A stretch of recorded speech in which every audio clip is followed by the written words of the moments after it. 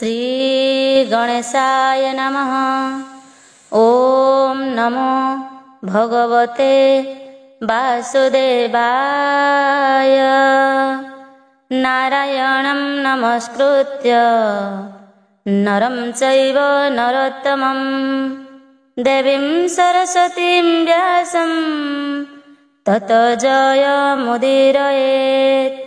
मूकं करोति वाचालं पंगुं लंघयते गिरिं यत्कृपातमहं वन्दे परमानन्दमाधवम्। भागवत महापुराण नवम स्कंध सप्तम अध्याय। चैनल जदि नुआ अछंती चैनल को सब्सक्राइब करंतु और बेल आइकन को प्रेस कर दियंतु। प्रतिदिन सकाळ 6टा रु 7टा जाए भागवत गोटे अध्याय हेउ पछे निश्चय श्रवण करंतु। आसंत शुणिबा सप्तम अध्याय। मान्धाता वंशर वर्णन पुरुकुत्सर उपाख्यान हरिश्चंद्रर जे चरित सप्तम अध्याये वर्णित। श्री शुकवाच एबे हो शुण तु नरेश मान्धाता पुत्र अम्बरीश पितामहंकु सेवा कला से फले सुपुत्र लभिला। तासुत यौवनाश होई पाळई सप्त दीपामही हाराच ताहार कुमार मान्धाता वंशे से प्रबर। नागेन्द्र वाक्य नागजुथे गंधर्व बल कुहारन्ते से नागे आसी रात्र काले पुरुकुत्सकु घेनी गले। सकल भ्रातृगण थाई नर्मदा कन्या ताकु देई पातालपुरे घेनी गले। गंधर्व नळे जुझाइले से पुणी विष्णु तेजे बळी गंधर्व बळ नाश करी। मिली सकल नाग बळे संतोषे बर ताकु देले। जे प्राणी शयनर काळे नर्मदा नाम तिनि बेळे। रात्र दिवस संध्या स्मरे सर्प भयरु से निस्तरे। एबे हो पुरुकुत्स वंशे कहिबा शुण तो विश्वासे। सर्व संपद गुण ग्राम तासुत त्रसदस्यु नाम। त्रसदस्युर वरण्य हर्जासो ताहार नंदन। तोसुत अटयरुण अरुण पुत्र त्रिबंधन। तार तनय सत्यव्रत त्रिशंकु नामे जे विदित। पितार साप सेहु घेनी लभिला चंडाळर जोनि। वसिष्ठ साप महाघोर कौशिक तेजे होई पार। शरीर घेनी स्वर्गे गला उत्तर आकाशे पशिला। जगते रहिला ता जस अद्यापि रात्रे हुए दृश्य। देवे ताहाकु कोप कले भूमि रे पड़ तु बोइले। तक्षणे अधो मुख होई पड़न्ते कौशिक चाहि। स्तंभन कले वेद मंत्रे पुणी बसिला निज जंत्रे। ताहार सुत हरिश्चंद्र शपथ दीपे से नरेन्द्र। ताहार अर्थे अन्यान्य वसिष्ठ विश्वामित्र बेनी। बहु बरस युद्ध कले ପକ୍ଷୀଙ୍କ ପ୍ରାୟ ରୂପ ହେଲେ। ସେ ପୁଣି ଅପୁତ୍ରିକ ହୋଇ ନାରଦ ମୁନି କି ଅଣାଇ ସନ୍ତତି ଅର୍ଥେ ପ୍ରଶ୍ନ କଲା। ବିକଳେ ତ୍ରିଶଙ୍କୁର ବଳା ନାରଦ ମୁନି ତା ପ୍ରସ୍ତାବେ କହିଲେ ଆତ୍ମା ପ୍ରିୟ ଭାବେ। ତୁ ଯାଇ ବରୁଣ ଚରଣେ ବିଶ୍ୱାସେ ପଶ ତା ଶରଣେ। ସେ ତୋତେ ପ୍ରସନ୍ନ ହୋଇଲେ ସନ୍ତତି ଲଭିବୁ ତୁ ଭଲେ। ଏମନ୍ତେ ନାରଦ ବଚନେ ମିଳିଲା ବରୁଣ ଭୁବନେ। ସନ୍ତତି ଅର୍ଥେ ଜଣାଇଲା ତ ସେ ବରୁଣ ବର ଦେଲା। ପୁରୁଷ ମେଧି ଯଜ୍ଞ କର ତା ଶୁଣି ବୋଲେ ନୃପବର। ମନୁଷ୍ୟ ପଶୁ ଭିଆଇଲେ ଯଜ୍ଞ ମୁଁ କରିବଇ ଭଲେ।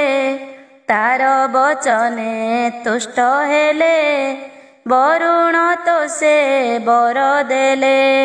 ବରୁଣ ବରେ ପୁତ୍ର ଜାତ ନାମ ତା ହୋଇଲା ରୋହିତ। ଦକ୍ଷିଣ ପୁତ୍ରର ଜନମ ରାଜାଙ୍କୁ କହନ୍ତି ବରୁଣ। ହେ ନୃପ ମୋର ଯଜ୍ଞ କର ଏବେ ତ ହୋଇଲା କୁମର।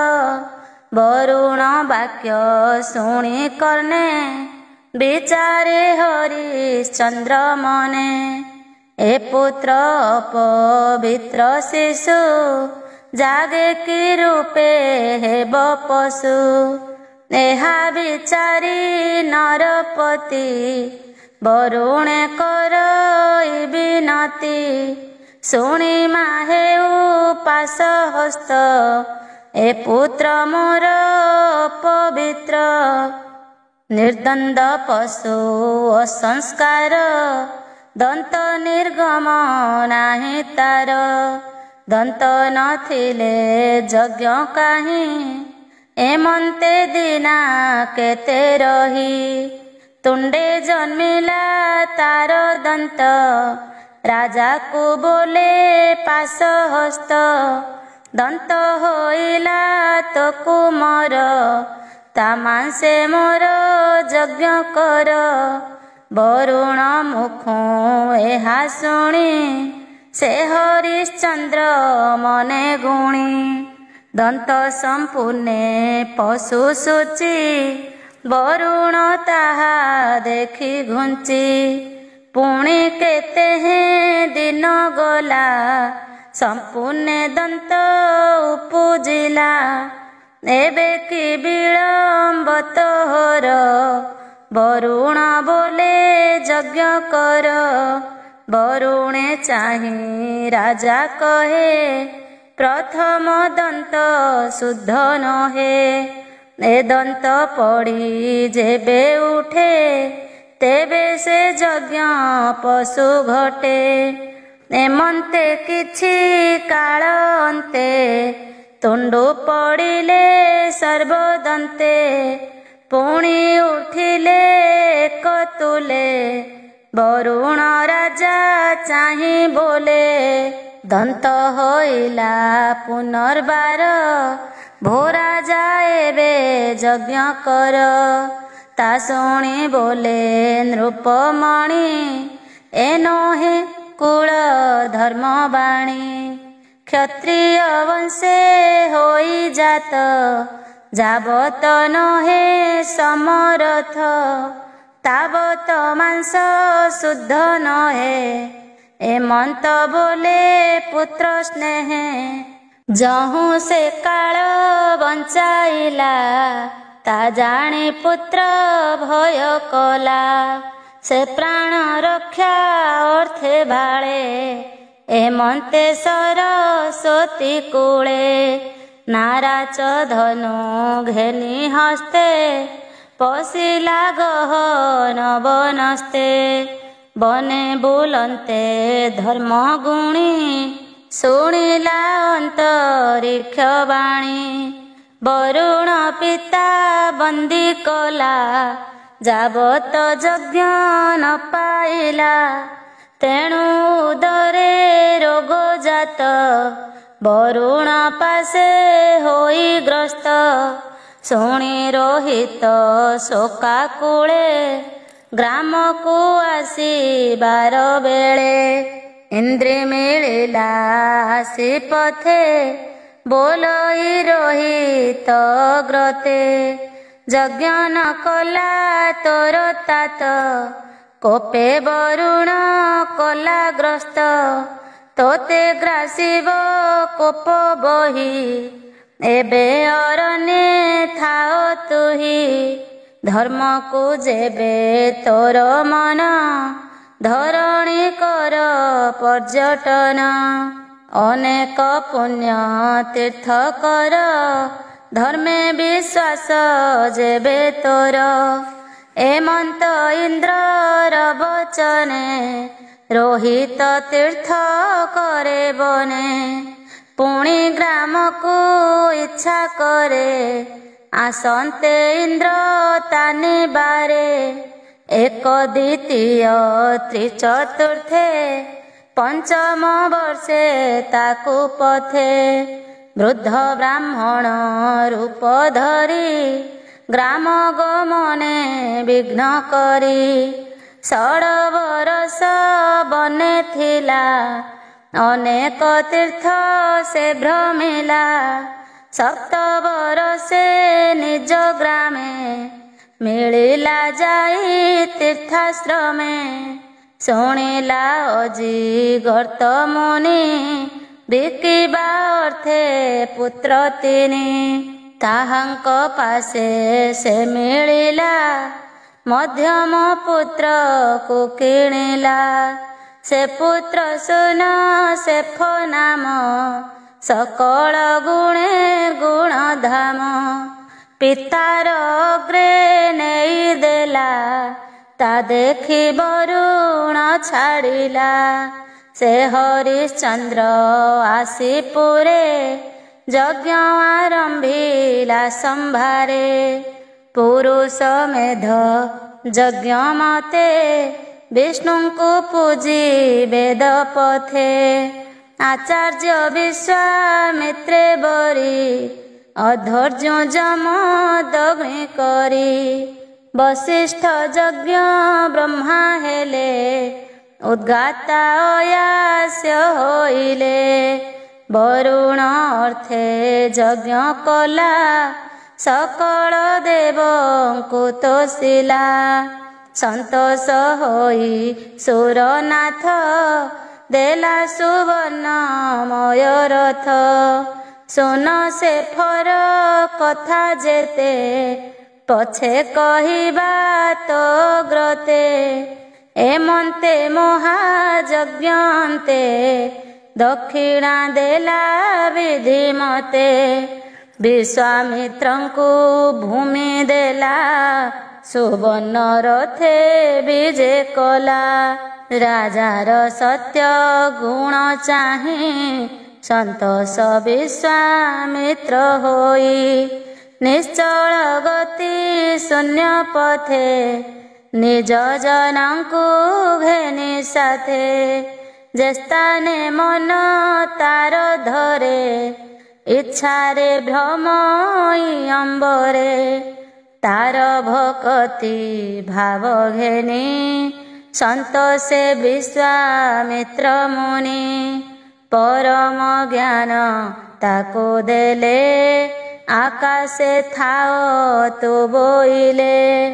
ଆକାଶେ ଥାଅ ଦେବ ପ୍ରାଏ, ଅନ୍ତେ ପଶିବୁ ବିଷ୍ଣୁ ଦେହେ।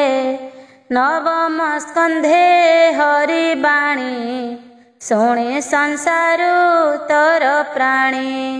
ବୋଲଇ ବିପ୍ର ଜଗନ୍ନାଥ, ଭାଷା ପ୍ରବନ୍ଧେ ଭାଗବତ। इति श्रीमद्भागवते महापुराणे पारमहंस्यां संहितायां नवमस्कन्धे हरिश्चन्द्रोपाख्यानं नाम सप्तमोऽध्याय। अष्टम अध्याय ରୋହିତ ବଂଶରେ ସଗର, ଷଷ୍ଠୀ ସହସ୍ର ଯାକୁ ମର। କପିଳ ସାପେ ହେଲେ ଦଗ୍ଧ, ଅଷ୍ଟମ ଅଧ୍ୟାୟ ସମ୍ବାଦ। ଶ୍ରୀ ଶୁକବାଚ ରୋହିତ ସୁତ ଯେ ହରିତ, ଚମ୍ପ ତାହାର ତହୁଁ ଜାତ। ଗ୍ରାମ ବସାଇ ନିଜ ନାମେ, ରହିଲା ଚମ୍ପାପୁରୀ ଗ୍ରାମେ। ସୁଦେବ ତାର ସୁତ ହୋଏ, ବିଜୟ ତାହାର ତନଏ। ଭରୁକ ତାହାର ସନ୍ତତି, ବୃକ ତାହାର ପୁତ୍ର ହୋନ୍ତି। ବାହୁକ ତାହାର ନନ୍ଦନ, ତା କଥା ଶୁଣ ହେ ରାଜନ।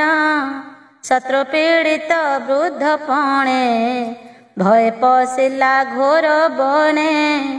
ପତ୍ନୀ ସହିତେ ପଳାଇଲା, ଉର୍ବଙ୍କ ଆଶ୍ରମେ ରହିଲା। ନମିଲା ମୁନିଙ୍କ ଚରଣେ, ବୃଦ୍ଧ ଶରୀରେ ଘୋର ବନେ। ସ୍ୱଭାବେ ଛାଡ଼ିଲା ଜୀବନ, ମୁନି ତା ଦେଖି ଦୁଃଖ ମନ। ତାର କାମିନୀ ଶୋକ ମନେ, ପସନ୍ତେ ଯାଇ ହୁତାସନେ। ମୁନି ଜାଣିଲେ ତାର ଭାବ, ଉଦରେ 5 ମାସ ଗର୍ଭ। ବୋଇଲେ ଅନଳେ ନପସ, ହୋଇବ ଏ ରାଜାର ବଂଶ।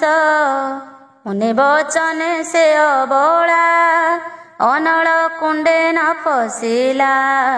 ଶୁଣ ରାଜନ ମନ ଦେଇ, ତା ଗର୍ଭ କଥା ତୋତେ କହି। ସେ ଗର୍ଭ ସଞ୍ଚରଣ କାଳେ, ସପତ୍ନୀ 5-7 ମେଳେ। ଗରଳ ଦେଲେ ଅନ୍ନ ସଙ୍ଗେ, ବିଷ ନ ଲାଗେ ତାର ଅଙ୍ଗେ। ଗର୍ଭ ରଖିଲେ ଜଗନ୍ନାଥ, ଏବେ ହ ଶୁଣ ପରୀକ୍ଷିତ। ସେ ଗର୍ଭ ପ୍ରସବର କାଳେ, ମୁନି ସକଳେ କୁତୁହଳେ। ବୋଲନ୍ତି ଗରଳ ସଙ୍ଗତେ, ଜନ୍ମ ଲୋଭିଲା ଏ ଯୁକତେ। ଗରଳ ସଙ୍ଗେ ଜନ୍ମ ଯେଣୁ, ସଗର ନାମ ହେଉ ତେଣୁ। ଏମନ୍ତେ ମୁନିଙ୍କ ସମ୍ମତେ, ସଗର ରାଜା ଦିନା କେତେ। ଦିନକୁ ଦିନ ଅତି ତେଜା, ହୋଇଲା ଚକ୍ରବର୍ତ୍ତୀ ରାଜା। ତାର ତନୁ ଯେ ବାହୁ ବଳେ, ସାଗର କଲେ ମହି ତଳେ। ପିତା ଶତ୍ରୁକୁ ଯୁଦ୍ଧେ ଜିଣି, ସ୍ୱଗୃହେ ବନ୍ଦୀ କଲେ ଆଣି। ଯେତେ ତାହାର ରିପୁ ଗ୍ରାମ, ଶୁଣ ହୋ ତାହାଙ୍କର ନାମ। ଯବନ ତାଳ ଜଙ୍ଘ ଶକ, ହୟ ହୟ ବର୍ବର ଯେତେକ। ଗୁରୁଙ୍କ ବାକ୍ୟେ ନ ମାଇଲା, ଶୁଣ ଯାହାକୁ ଯାହା କଲା। ମୁଣ୍ଡିତ କେଶ କାର କରି, କାହାକୁ କଲା ଶୁଶ୍ରୁଧାରି। କାହାର କଲା ମୁକ୍ତ କେଶ, ଅର୍ଦ୍ଧମୁଣ୍ଡିତ କାର କେଶ। କେତେକ ଅନ୍ତର୍ବାସହୀନ, ଅପରେ ବହିର୍ବାସ ଶୂନ୍ୟ। କାହାର ବସନ ଉତାରି, ବିକୃତ ବେଶ ତାଙ୍କୁ କରି। ଏମନ୍ତ କରି ହୀନ ବେଶ, ଛାଡ଼ି ନ ଦେଲା ତାଙ୍କୁ ଦେଶ। ସେ ପୁଣି ସଞ୍ଚି ନାନା ବିଧି, କଳ୍ପିଲା ସତେ ଅଶ୍ୱମେଧି। ଅର୍ବ ମୁନିଙ୍କି ହୋତା କରି, ଯଜ୍ଞେ ପୂଜିଲା ନର ହରି। ଉତ୍ତମ ଅଶ୍ୱ ପଶୁ କଲା, ସେ ଅଶ୍ୱ ଇନ୍ଦ୍ର ଚୋରାଇଲା। 60 ସହସ୍ର କୁମର, ତାଙ୍କୁ ତରଇ ସୁନା ଶିର। କଳ୍ପଇ ମରିବେ କେମନ୍ତେ, ଏମନ୍ତ ଭାଳି ସେ ଗୁପତେ। କପିଳ ମୁନି ପାଦ ତଳେ, ଅଶ୍ୱ ବାନ୍ଧିଲା ରାତ୍ର କାଳେ। ଅଶ୍ୱ ନ ଦେଖି ଯଜ୍ଞ ଦ୍ୱାରେ, ସକଳେ ପଶିଲେ ବିବରେ। ସୁମତି ଗର୍ଭେ ଯେତେ ସୁତ, ବଳରେ ଅଟନ୍ତି ଦର୍ପିଷ୍ଠ। ସେ ପୁଣି ପିତାଙ୍କ ଆଦେଶେ, ଅସ ଖୋଜନ୍ତି ଦଶ ଦିଶେ ଖୋଳନ୍ତି ନଖେ ମହି ଖଣ୍ଡ ଭକ୍ଷନ୍ତି ବିସ୍ତାରିଣ ତୁଣ୍ଡ ଉତ୍ତର ଦିଗେ ଖୋଳି ଗଲେ କପିଳ ଆଶ୍ରମେ ମିଳିଲେ ଦେଖିଲେ ମୁନିଙ୍କ ଆଶ୍ରମେ ସେ ଅସ ଅଛଇ ବନ୍ଧନେ କପିଳ ମୁନି ମୁଖ ଚାହିଁ ବୋଲନ୍ତି ଅସ ଚୋର ଏହି ଏହାକୁ ରଖି ନ ଯୋଗାଇ ଏମନ୍ତ ଉଚ୍ଚ ବାଚ ହୋଇ ବୋଲନ୍ତି ଖଡ଼ଗ ଉଞ୍ଚାଇ ଏହାର ଶିର ଛେଦ ନେଇ ଆମ୍ଭଙ୍କୁ ଦେଖି ଚକ୍ଷୁ ବୁଝେ ଆତ୍ମାକୁ ଦମ୍ଭ ପ୍ରାୟ ବୁଝେ ଏମନ୍ତ ଘୋର ନାଦ କରି ଧାଇଁଲେ କରେ ଶସ୍ତ୍ର ଧରି ଭୂମିକମ୍ପଇ ତାଙ୍କ ପାଦେ ଧ୍ୟାନ ଭାଙ୍ଗିଲା ଘୋର ନାଦେ ଚାହାନ୍ତେ ଉନ୍ମୀଳ ଲୋଚନେ ଅନଳ ଉଠିଲା ନୟନେ ମହତ ଅତିକ୍ରମ ଦୋଷେ ନୟନ ଅଗ୍ନି ମହାରୋଷେ ଦେଖନ୍ତି ସ୍ୱର୍ଗେ ଦେବ ଗଣେ ଭସ୍ମ ହୋଇଲେ ତତକ୍ଷଣେ 60,000 ଏକାଥରେ ମରିଲେ ସଗରକୁ ମରେ କେଶିନୀ ଗର୍ଭେ ଏକ ସୁତ ଅସମଞ୍ଜସ ନାମେ ଖ୍ୟାତ ତାରକୁ ମର ଅଂଶୁମାନ ସକଳ ଗୁଣେ ଗୁଣ ଧାମ ସେଥାଇ ପିତାମହ ହିତେ ମଳ ବଚନ କାଏ ନିତେ ଅସମଞ୍ଜସ ଯାର ନାମ କରେ ନିନ୍ଦିତ ଆଚରଣ ସେ ପୂର୍ବ ଜନ୍ମେ ଯୋଗୀ ଥିଲା ସଙ୍ଗ ଦୋଷରୁ ଭ୍ରଷ୍ଟ ହେଲା ଏଣୁ ନିନ୍ଦିତ କର୍ମ କରେ ଜ୍ଞାତିଙ୍କ ପ୍ରିୟ ଆଚରେ ଅସମଞ୍ଜସ ନାମ ଯେଣୁ ଲୋକଙ୍କୁ ହିଂସା କରେ ତେଣୁ ଯୋଗ ବଳରୁ ଜାତି ସ୍ମର ଏ ଜନ୍ମେ ଅଛଇ ତାହାର ତେଣୁ ସେ ସଙ୍ଗ ପରିହରି ଲୋକେ ନିନ୍ଦିତ କର୍ମ କରି ଶିଶୁମାନଙ୍କୁ ଧରି ବଳେ ପକାଏ ସରଜୁର ଜଳେ ଦେଖି ତାହାର ମନ୍ଦପଣ ଅଯୋଧ୍ୟାବାସୀ ପ୍ରଜାଗଣ ସଗରେ ଜଣାଇଲେ ଯାଇ ଅତି ଦୁଃଖିତ ରାଜା ହୋଇ ସଗର ହୋଇଣ ଦୁଃଖିତ ପୁତ୍ର ସ୍ନେହକୁ କଲା ତ୍ୟକ୍ତ ଘରୁ ବାହାର କରିଦେଲା ଯେଣୁ ସେ ପ୍ରଜାଙ୍କୁ ପୀଡ଼ିଲା ସେ ପୁଣି ଯୋଗ ବଳ କଲା ମୃତ ବାଳକ ମାନ ଦେଲା ବାଳକ ପାଇ ତୋଷ ମନେ ଅଯୋଧ୍ୟାବାସୀ ପ୍ରଜା ଜନେ ବିସ୍ମିତ ହୋଇଲେ ସକଳେ ଅସମଞ୍ଜସ ଯୋଗ ବଳେ ତାର ଅଦ୍ଭୁତ କର୍ମ ଦେଖି ସଗର ହେଲା ମହାସୁଖୀ ଏବେ ହୋ ଶୁଣ ନର ନାଥ ସେ ଅଂଶୁମାନର ଚରିତ ସଗର ତାର ମୁଖ ଚାହିଁ ବୋଇଲେ ଅଶୋ ଆଣ ଯାଇ ଏମନ୍ତେ ପିତାମହ ବାକ୍ୟେ ସେ ଅଂଶୁମାନ ଗଲା ଏକେ ପିତୃବ୍ୟ ଖ୍ୟାତ ପଥେ ଗଲା ପାତାଳେ ଅଶୋକୁ ଦେଖିଲା ଦେଖିଲା କପିଳ ସମ୍ମୁଖେ ବାନ୍ଧିଲା ଅଶୋ ଅଛି ସୁଖେ କପିଳ ପାଦ ତଳେ ପଡ଼ି ସେ ଅଂଶୁମାନ କର ଯୋଡ଼ି ଅନେକ ସ୍ତୁତି ବାକ୍ୟ କଲା ଚରଣ କମଳେ ପଡ଼ିଲା ବୋଲ ଇସିରେ କର ଦେଇ ଭୂନାଥ କର ମୋତେ ତ୍ରାହି ଚକ୍ର ବିରଞ୍ଚି ମହାଦେବ ସେ କାହୁଁ ଜାଣିବେ ତ ଭାବ ତୁ ଜ୍ଞାନ ଘନ ମୋହନାସୁ ସଂସାର ସ୍ରୋତେ ଯେ ପ୍ରକାଶୁ ସନକ ଆଦି ମୁନି ଯେତେ ବିଶେଷ ଭାବନ୍ତି ସେ ତୋତେ ତୋ ରୂପ ଜୀବ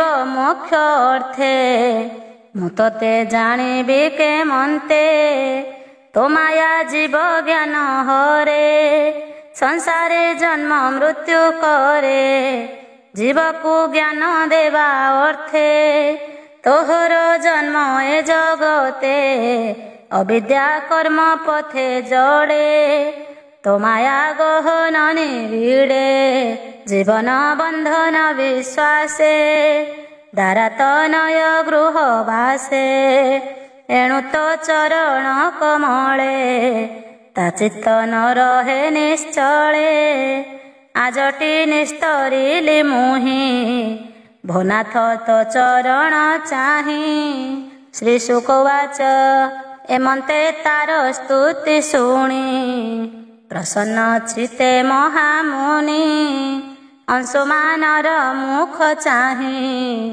ବୋଲନ୍ତି ଅନୁଗ୍ରହ ବହି ଶ୍ରୀ ଭଗବାନ ବାଚ ହେ ପୁତ୍ର ସୋଘେନି ଯାଅ ପିତାମହର ପାଶେ ଦିଅ ସେ ଯଶ ଯଜ୍ଞ ଶେଷ କରି ମୋହ ସଂସାରୁ ଜୀବ ତରି ଏ ଯେ ତୋହର ପିତୃକୂଳେ ଭସ୍ମ ହୋଇଲେ କୋପାନଳେ ଏହାଙ୍କ ମୁଖ୍ୟ ଗଙ୍ଗା ଜଳେ ଅନ୍ୟଥା ନାହିଁ ଏ ଶୟଳେ ଏମନ୍ତେ କପିଳ ବଚନେ ସେ ଅଂଶୁମାନ ତୋ ସମନେ ତକ୍ଷଣେ ଅଶକୁ ଆଣିଲେ ପିତାମହର ପାଶେ ଦେଲେ ସେ ଅଶ୍ୱମାଂସେ ଯଜ୍ଞ କରି ବିଷମ ସଙ୍କଟୁ ନିସ୍ତରି ଅଂଶୁମାନକୁ ରାଜ୍ୟ ଦେଇ କର୍ମବନ୍ଧନୁ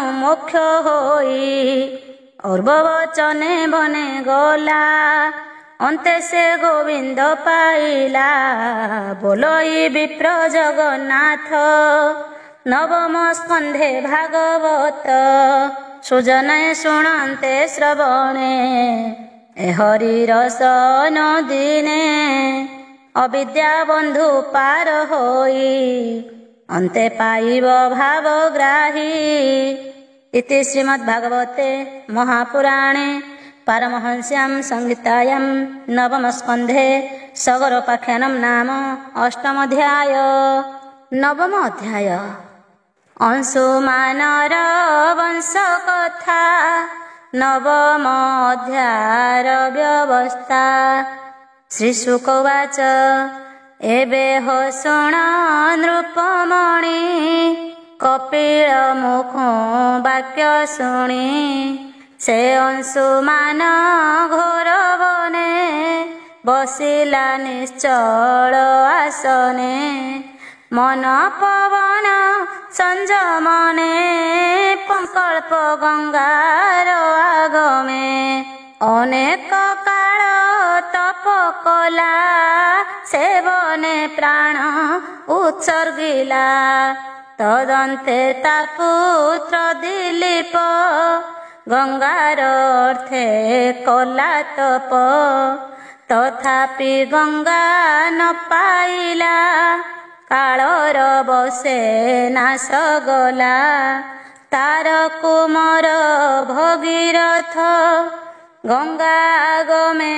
ତପଚିତ ସେ ତପ କଲା ଘୋର ବନେ ବସିଲା ନିଶ୍ଚଳ ଆସନେ ତାହାର ତପ ବଳ ଭାବି ସନ୍ତୋଷେ ମିଳିଲେ ଜାହ୍ନବୀ ବୋଲନ୍ତି ପ୍ରସନ୍ନ ବଦନେ ବର ତୁ ମାଗ ତୋ ସମନେ ତକ୍ଷଣେ ଶିରେ ଦେଇ କର ବୋଲେ ମୋ ପିତୃଙ୍କୁ ଉଦ୍ଧାର କପିଳ ତେଜେ ଦଗ୍ଧ ହୋଇ ତୋ ବିନୁ ତାଙ୍କ ଗତି ନାହିଁ ଶୁଣି ବୋଲନ୍ତି ଭଗବତୀ କେ ସହି ପାରେ ମୋର ଗତି ଗଗନ ଭୂମିରେ ପଡ଼ନ୍ତେ ଭୂମି ନସିବ ମୋର ଘାତେ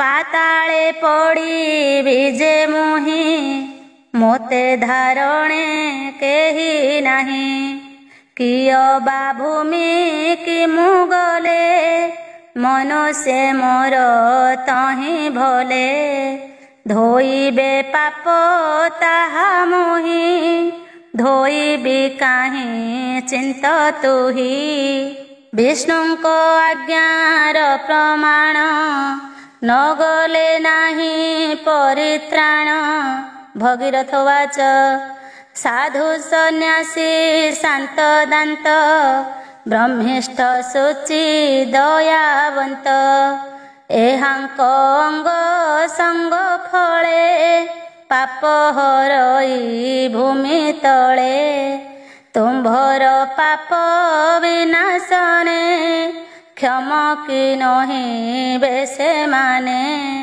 तो बेगहर बास हे जेहर विश्व आत्मा बहे रुद्रर देहे ए जगत बसन प्राय ओतप्रोत तोहर बेग सहिबारे ता बिना अछि के अपरे गंगा बोइले टी सत्य बेगे तु सेव विश्वनाथ एमंत गंगा बाणी शुणी आनंदे गला नृपमणि सेविला रुद्रर चरणे पितृंको उद्धार कारणे से भगीरथ तप बळे शिव संतोष अल्प काळे बोलंती धरी विमुषिरे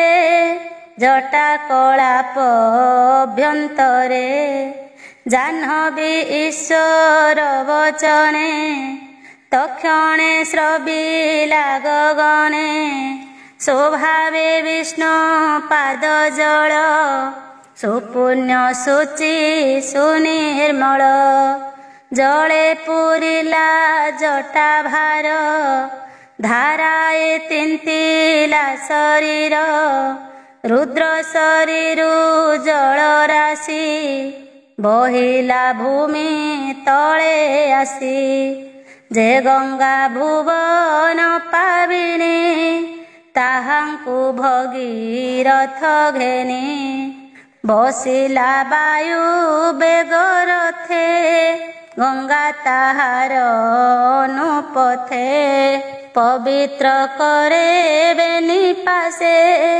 लागिला जेते जेते देशे धरणी बक्षरे पड़िला कपिल आश्रमे मिलिला सगर सुते जहि मिली अनळे जाइथिले जळी जल पशिला तांक मध्ये तक्षणे परम आनंदे ज्योति स्वरूपे स्वर्गे गले शून्य देखंती दिगपाळे कपिल मुनि कोपानल दहई भुवन मंडल से जल स्पर्शन मात्रे दूरित नर हिला गात्रे अनंत चरण स्पर्शे गंगा स्पर्शे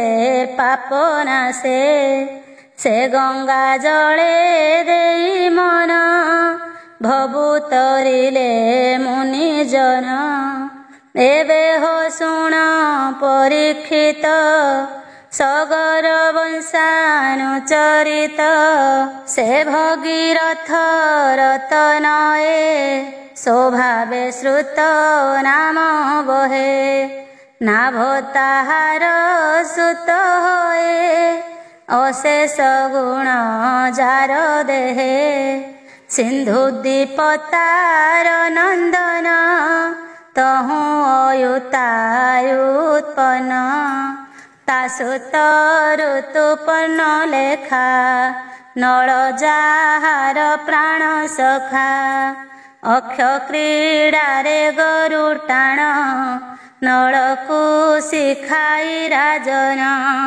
ଅସବିଦ୍ୟାକୁ ନଳୁ ନେଇ ବନେ ପଶିଲା ତପଧ୍ୟାୟୀ।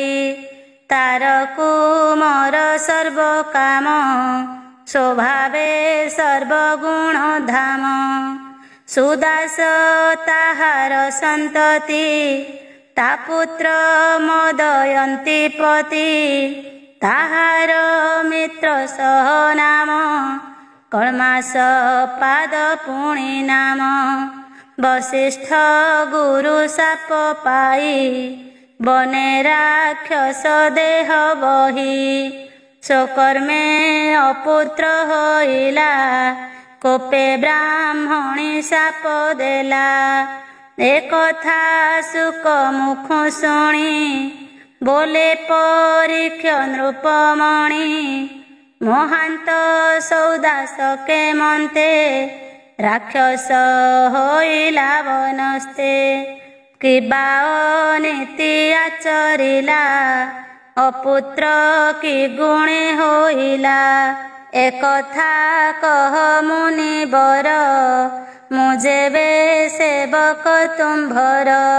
ଶ୍ରୀ ଶୁକବାଚ ଶୁକ କହନ୍ତି ରାଜା ଚାହିଁ ଶୁଣ ହୋ ସାବଧାନ ହୋଇ।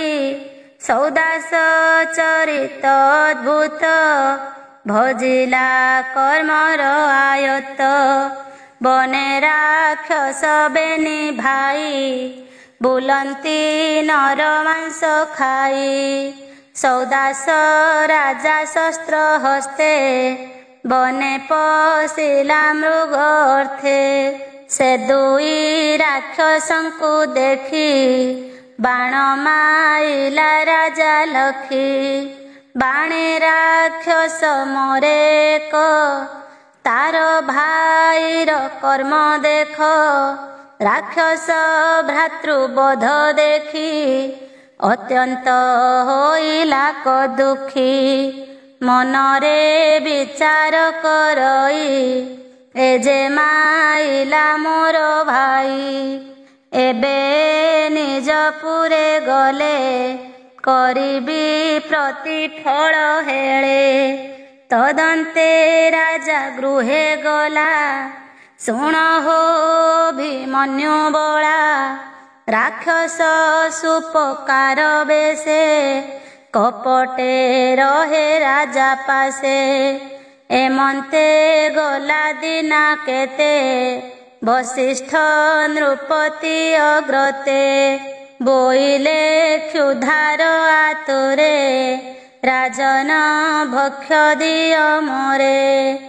ଏମନ୍ତ କହି ମୁନି ଗଲେ ସନ୍ଧ୍ୟାର ଅର୍ଥେ ଗଙ୍ଗା ଜଳେ। ବଶିଷ୍ଠ ଆଗମନ ଚାହିଁ ସୁପକାରଙ୍କୁ ସେ ଅଣାଇ। ବୋଲଇ ବେଗେ ପାକ କର ଭୁଞ୍ଜିବେ ବ୍ରହ୍ମାଙ୍କ କୁମର। ଶୁଣି ସୁପକାର ସମସ୍ତେ ହରସେ ରାନ୍ଧିଲେ ତୋରିତେ। ତାହାଙ୍କ ମଧ୍ୟେ ବିପ୍ର ରୂପେ ରାକ୍ଷସ ଭାଇ ଥିଲା ଗୋପେ। ସେ ନର ମାଂସ ପାକ କରି ସୁବର୍ଣ୍ଣ ପାତ୍ରେ ତାହା ଭରି। ତକ୍ଷଣେ ଅନ୍ତର୍ଧ୍ୟାନେ ଗଲା ଏମନ୍ତ ବଶିଷ୍ଠ ମିଳିଲା। ଭୋଜନେ ବସିଲେ ଆସନେ ରାଜା ସମୀପେ ବିଧି ମାନେ। ଏମନ୍ତେ ସୁପକାର ନେଲେ ସୁବର୍ଣ୍ଣ ପାତ୍ରେ ଭକ୍ଷ ଦେଲେ। ତକ୍ଷଣେ ମନୁଷ୍ୟର ମାଂସ କରେ ସେ ଘେନି ଏକ ଗ୍ରାସ। ଆଘ୍ରାଣ ନାସା ରନ୍ଧ୍ରେ କଲେ ତକ୍ଷଣେ ତଳେ ପକାଇଲେ। ରାଜାର ବଦନକୁ ଚାହିଁ ବୋଲନ୍ତି କୋପ ଭର ହୋଇ। ମୋତେ ଯେ ଦେଲୁ ନର ମାଂସ ଏ ପାପେ ହୁଅ ତୁ ରାକ୍ଷସ। ଅରଣେ 12 ବରଷ ଭକ୍ଷଣ କର ନର ମାଂସ। ଏମନ୍ତ ମୁନି ବାକ୍ୟ ଶୁଣି କୋପେ କମ୍ପିଲା ନୃପମଣି।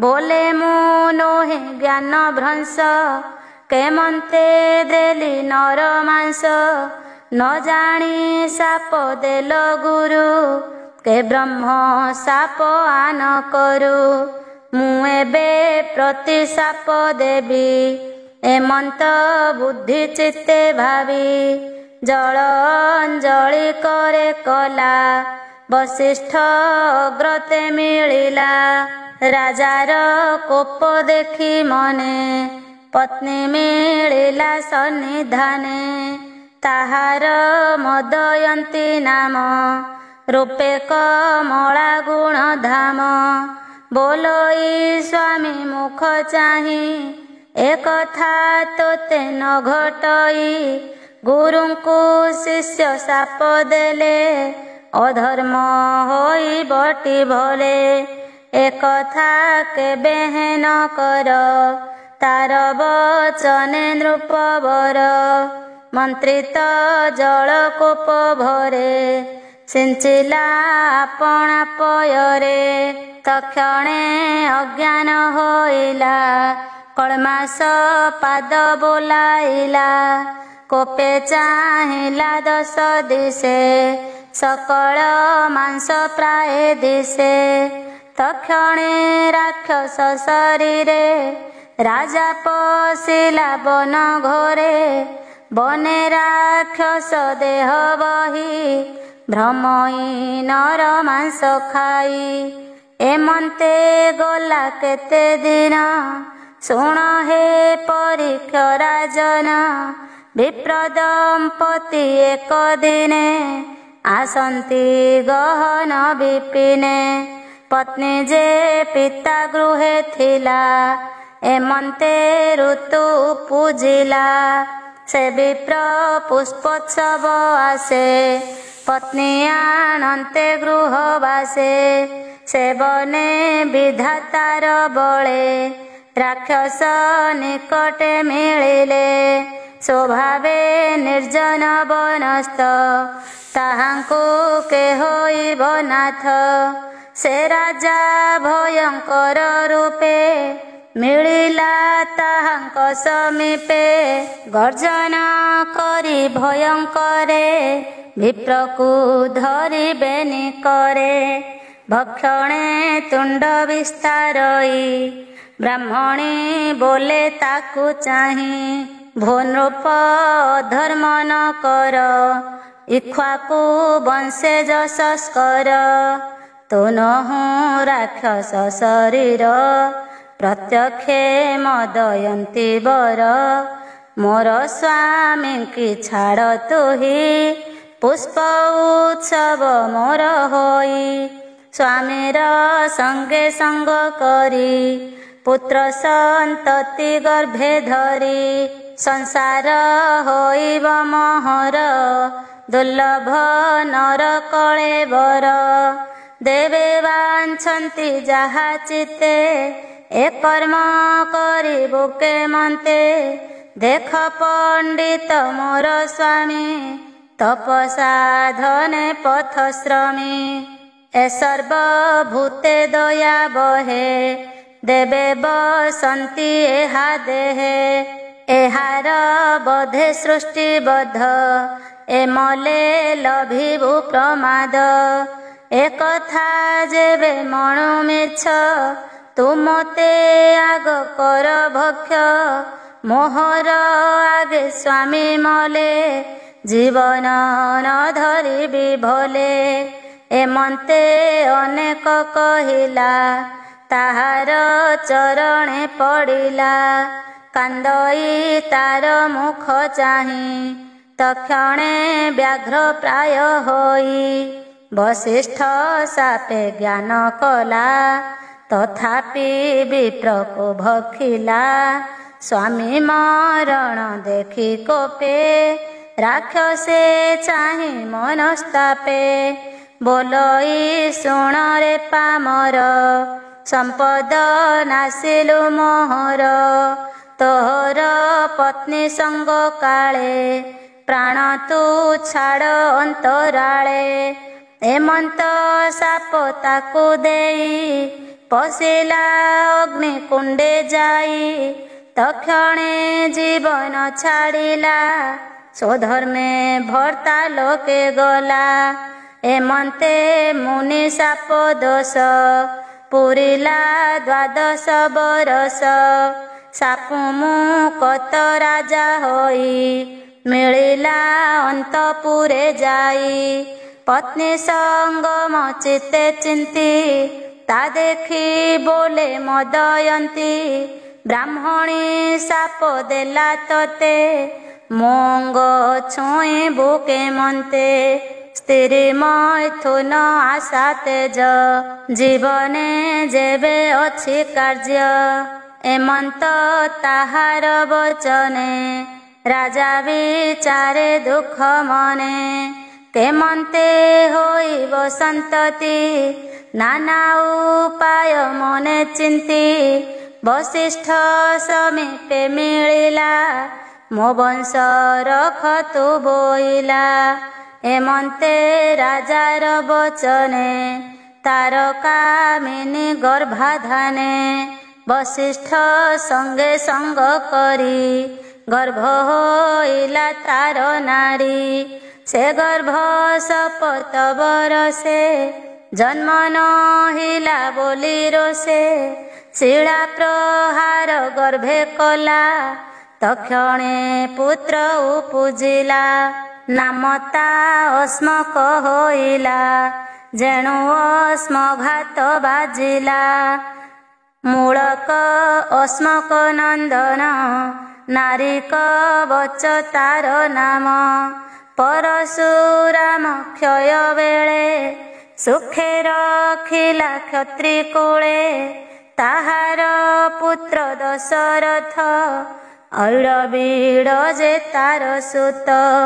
ତାଠାରୁ ହେଲା ଉତ୍ତପତି ଯେ ବିଶ୍ୱ ସହ ନରପତି। ଖଟ୍ୱାଙ୍ଗ ତାହାର କୁମର ଯୁଦ୍ଧେ ରଖିଲା ପୁରନ୍ଦର। ସେ ମହି ତଳେ ଚକ୍ରବର୍ତ୍ତୀ ଶୁଣ ରାଜନ ତାର ଗତି। ଅସୁର ଯୁଦ୍ଧେ ଦେବଗଣେ ତାଙ୍କୁ ବରିଲେ ଯୋଦ୍ଧାପଣେ। ସେ ପୁଣି ରିପୁଜିଣି ଯୁଦ୍ଧେ ମେଲାଣି ଇଚ୍ଛେ ଦେବ ମଧ୍ୟେ।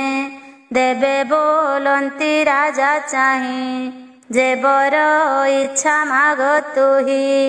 ଇନ୍ଦ୍ର ତାହାର ମୁଖ ଚାହିଁ ବୋଇଲେ ଯିବୁ ତୁ କିମ୍ପାଇଁ।